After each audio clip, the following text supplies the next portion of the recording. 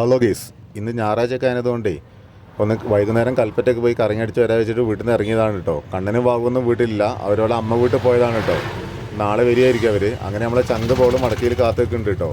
അങ്ങനെ നമ്മൾ സ്വന്തം ഗാഡിയിൽ ഞങ്ങൾ നേരെ കൽപ്പറ്റയ്ക്ക് വെച്ച് പിടിപ്പിച്ചു കേട്ടോ. അപ്പോൾ നോക്കുമ്പോഴാണ് അണ്ണൻ കട തുറന്നിട്ടുണ്ട് കേട്ടോ. അങ്ങനെ നല്ല പൊടിച്ചായയും പഴംപൊരിയും കാര്യങ്ങളൊക്കെ കഴിച്ചിട്ടോ. അങ്ങനെ ഞങ്ങൾ നേരെ തിയേറ്ററിലേക്ക് പോയി. ജയത്ര തിയേറ്ററിലാണ് കേട്ടോ പടം കാണാൻ പോകുന്നത്.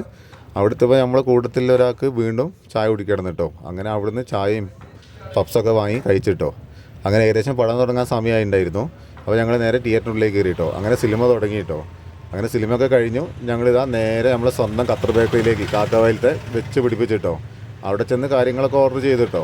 എന്താ ഓർഡർ ചെയ്താൽ പൊറാട്ടയും ബീഫ് ഫ്രൈയും ബീഫ് റോസ്റ്റും അൽഫാമും കാര്യങ്ങളൊക്കെ ഓർഡർ ചെയ്തിട്ടോ.